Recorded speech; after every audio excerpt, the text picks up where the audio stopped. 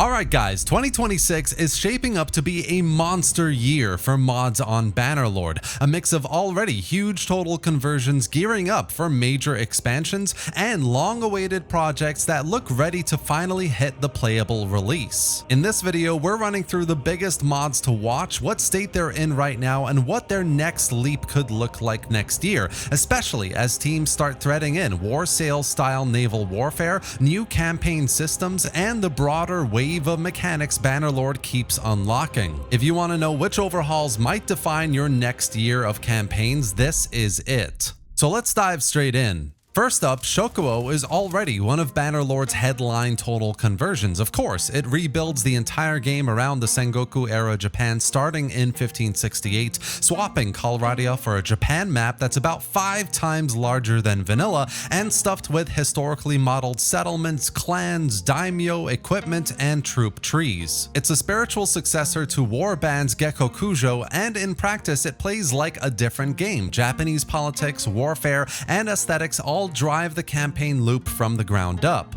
And one reason why Shoko feels next year big, even after its 1.0 release in June 2025, is that it shipped with systems most overhauls save for later. That includes tiered Japanese castle sieges, a campaign built around the fracturing Sengoku power map, and most notably, fully simulated naval battles that arrived before the war sales update. In other words, Shoko didn't just add ships as a gimmick, it already operates in the design space war sales is opening up for everyone else. So in 2026, the mod is in the ideal position for expansion. The core conversion is out, stable, and widely played, which usually means the next cycle is about deepening the sandbox, more clans, regions, more historical events and quest lines, tighter balance of course as well, and continued polish of siege and naval layers as Bannerlord's post-war sales patches settle. The team has already been working on releasing save-compatible patches and feature spotlights post-launch, which makes it seem like they're full steam ahead with large expansions next year. Now, Kingdoms of Arda is the other mountain on the horizon for Bannerlord modding, a Lord of the Rings total conversion aiming to turn the entire game into Middle-earth. Instead of a partial skin, Arda is built to be a full replacement, a bespoke world map, lore-accurate factions and cultures, customized troop trees, new gear pipelines, and a visual style pulling heavily from Tolkien's canon. To summarize their 2025 development, they've been showing off environments, units, and systems in dev posts without putting out a widely available public campaign build just yet. That's created a weird tension around it, I think, where everyone knows it's massive and real, but the public is still waiting for the moment it turns from incredible previews into you can start a campaign. So in 2026, this could all be a tipping point. After years of asset map work, the next logical milestone is a large playable beta or first public campaign release. And once Bannerlord's war sales mechanics are integrated as well, Arda is the kind of conversion that could use them in a lore-friendly way really fast. Coastal raids, river crossings, naval travel tying directly into Middle-earth's geography, and even if they release just a basic beta next year, Arda will instantly become one of the defining mods of the entire scene. Now next up, we've got the Old Realms mod. This is Bannerlord's most fully realized Warhammer Fantasy total conversion. Set in the world of Warhammer, it replaces Arda with a growing fantasy map and layers in fully custom factions, magic systems, monsters, races, and lore-driven mechanics. What separates the Old Realms from earlier fantasy attempts is how deeply it commits to systemic changes rather than surface-level flavor. Magic isn't a gimmick here, and faction identity isn't just unit skins. And I think what really pushes it into big 2026 mod territory is how aggressively it has been expanding its playable scope. Recent builds have added major factions like the Empire and Vampire Counts with bespoke mechanics, spellcasting schools, necromancy, corruption systems, and race-specific unit behavior. Battles feel fundamentally different from vanilla Bannerlord as well, with flying units, monstrous infantry, spellcasters, and morale shocks that all change how engagements play out. And at the same time, the campaign layer is being steadily rewritten to support fantasy logic as well. Corruption spread, racial tension, and asymmetric faction goals rather than everyone playing the same feudal conquest game. Looking ahead into next year, the Old Realms is poised for another leap rather than simple iteration. The roadmap and development cadence trends suggest more core Warhammer races coming online, deeper campaign mechanics tied to chaos, religion, and magic, and continued refinement of large-scale fantasy battles as Bannerlord's engine matures. Unlike many ambitious mods that stall once the novelty wears off, the Old Realms feels like it's still climbing towards its complete vision. If that pace holds, 2026 could be the year it fully cements itself as the definitive fantasy conversion for Bannerlord, one that doesn't just adapt Warhammer to Mount and Blade, but reshapes the game around Warhammer completely. Now, I have to say, Burning Empires is one of Bannerlord's most ambitious historical total conversions, probably more ambitious than any other mod on this list. You're dropped into late antiquity at the opening of the Hunnic Crisis, which replaces Colorado with a huge custom map stretching from Britain towards the Caspian, packs in roughly 19 cultures and 31 factions, and rebuilds the sandbox around the politics and warfare of the late Roman world. Western, Eastern Rome, Germanic kingdoms, Gothic confederations, steppe invaders, and more all colliding at once. A big reason it's a must-watch for 2026 is that Burning Empires has already moved past the pre-release hype stage and into a structured post-launch plan. The team officially released the first full version on February 1st earlier this year, and they've been explicit that future versions will arrive in multiple phases, each one adding new gameplay systems, quests, music, locations, and expanding the playable map with extra cultures and factions, as if this map couldn't get any bigger. Since launch, they've continued to ship substantial updates, with the Nordic update adding scenes and balance bug fixes, etc., which shows the phased roadmap is still very active. On top of that, future plans still include major layers like a fuller religion system and new quest content, so next year's headline updates are bigger map, faction coverage, expanded late Roman flavor systems, and a continued push for stability and balance on a world this large. Basically, it's already a huge mod, and 2026 is when it evolves from massive first release into a deeper, more feature-rich late antiquity sandbox.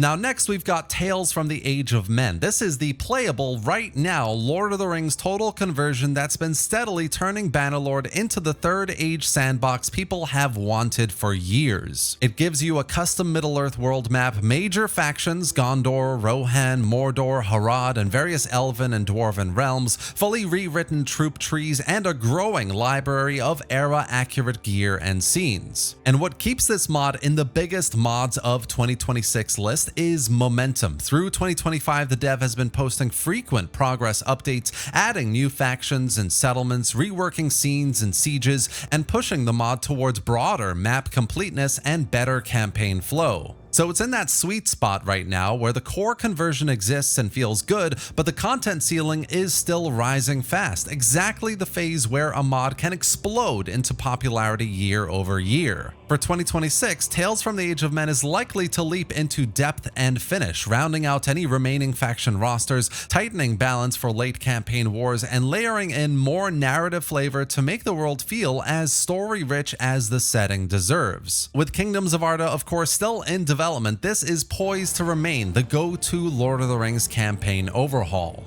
Now, before we continue, if you don't own Bannerlord and you want to play all of these amazing mods, you can pick up the game with a massive 65% off on Instant Gaming, a reputable game key reseller that I've been using for a little while now. They have a great roster of other games on sale as well, like Crusader Kings 3, Europa Universalis 5, or even the entire Total War catalog, all with big discounts. So if you're thinking about buying, make sure to click the link below to get your games for cheap and support the channel at the same time. Now let's get back to the video. Empires of Europe needs no introduction. 1100 and 1700 are basically Bannerlord's historical mega project twins, and together they anchor half the overhaul scene. EOE 1100 plants you at the turn of the 12th century in a huge custom Europe, North Africa, Middle East campaign map built to capture the politics and warfare around the First Crusade era. It's not a light faction swap, you get a fully reworked geopolitical setup, period-accurate troop trees and gear, and a scale that makes vanilla Calradia feel tiny by comparison. EOE 1700 is the gunpowder counterpart, and its feature list is amazing. We've got 15 kingdoms, 23 playable cultures, over 600 unique lords across 200 plus noble houses, and combat rebuilt around 17th and 18th century muskets, pistols, rifles, artillery, and grenades. In other words, it's a full sword and musket sandbox that changes how battles flow. Formations matter, reload timing matters, and artillery starts to define sieges and field fights in a big way. For 2026, I would say these mods stay biggest for two reasons. Firstly, they're still active in development, so recent EOE 1700 updates have been adding new armor, weapons, and field artillery, showing the project is being expanded and polished. Secondly, their ecosystem foundation, so spin-offs like Pike and Shot, Victorian Era, and Anno Domini 1259 all depend on EOE assets and maps, so keeping EOE up to date is practically a community necessity. And with war sales now live, EOE's massive coastlines,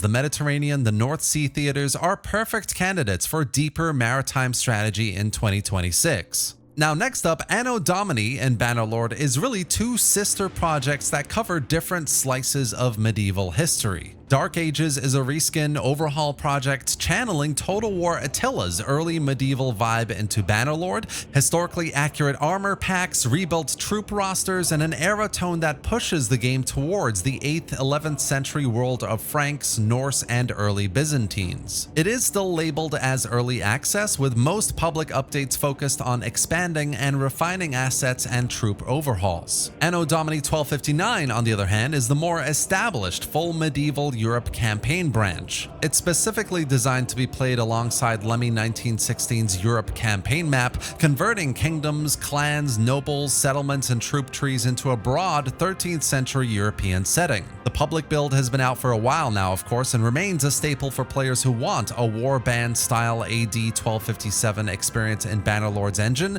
meaning it already has the gameplay backbone and audience to stay huge. For 2026, things look really exciting for both of these mods. Dark Ages is the one poised for the bigger growth leap because it's still climbing out of the reskin plus overhaul phase towards a deeper campaign identity. As its test releases continue, the next natural step is broader faction coverage, more bespoke scenes, settlements, and tighter sandbox systems. While 1259's likely 2026 story is continued expansion and maintenance as Europe map ecosystems evolve, new rosters, balance, and compatibility as Bannerlord's post-war sales patches settle here as well. Both of these mods have fantastic looking models, thousands of hours of research and meticulous development, and next year they're both poised for big content updates. Now next up, War for the Iron Throne: A Dance of Dragons is the big House of the Dragon era Game of Thrones conversion in the Bannerlord scene, and it's aiming for a true total overhaul rather than a light Westeros skin. The project is set during the Targaryen Civil War, and the team's official site frames the end goal as a full transformation of Calradia into the Seven Kingdoms,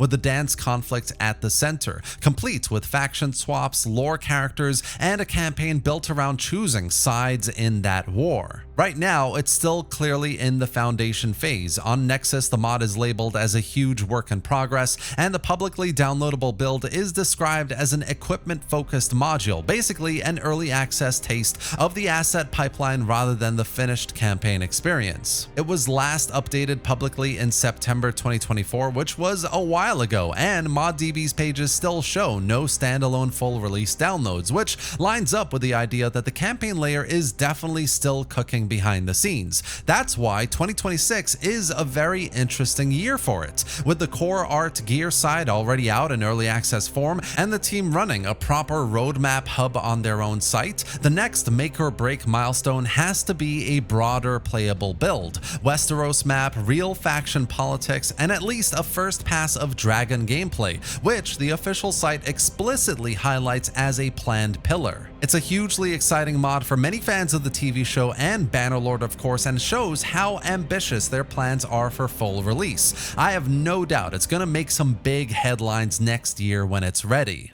Now, the final mod on this list I'm super excited for. It's the Separatists Crisis, Bannerlord's big Star Wars Clone Wars total conversion, aiming to turn the sandbox into a Republic versus CIS galactic war starting around the Geonosis era. Conceptually, it's one of the cleanest sci-fi overhauls for Bannerlord. Instead of medieval factions fighting over Calradia, you get Star Wars-style polities, heroes, blasters, lightsabers, and a campaign framed around planet-to-planet conflict. And it's absolutely not a tiny add-on either. The project has been developed as a full conversion with custom assets, troop trees, and a Star Wars combat identity that makes battles feel fundamentally different from native and any other mod out there. It is already in long-running early access with a visible player base and steady iteration, and after multiple public versions, the core pillars are in place. Recognizable Clone Wars factions, weapon sets, the basic loop of ranged sci-fi battles working inside Bannerlord's engine.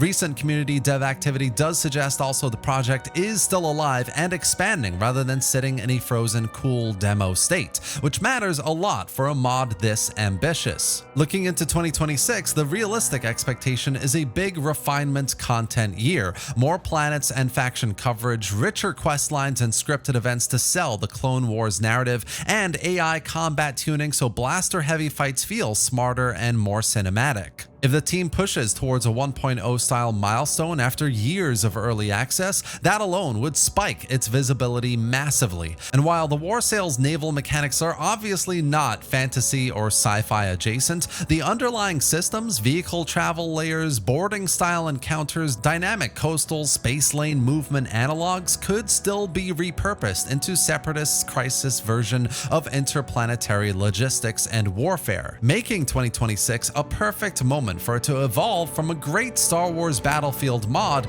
into a more complete galactic campaign. So overall, I would say what's exciting about this 2026 lineup isn't just the individual mods, it's the direction the whole ecosystem is heading. We've got historical overhauls that already rival standalone games in scope and are now entering their deepening phase. We've got some of the most ambitious fantasy and sci-fi conversions hovering at the make or break point where a single big public beta could reshape what people think Bannerlord is, and add war sails into the mix, naval travel, ship battles, coastal strategy, and suddenly a lot of these projects have a brand new dimension to play with, whether that's Sengoku clan sea lanes, late Roman Mediterranean warfare, or Imperial era colonial routes. Either way, we're in for a year where your next long campaign probably isn't vanilla Calradia, it's Japan in chaos, Crusader Europe, Middle-earth at war, Westeros burning, or a Clone Wars galaxy spiraling into full conflict. Let me know what you think of all of these mods in the comment section below, which ones you're excited for most, and any you think I've missed. Don't forget to pick up Bannerlord on Instant Gaming for cheap if you don't already have it, and subscribe for more Bannerlord videos just like this. Thanks for watching, guys, and I'll see you next time.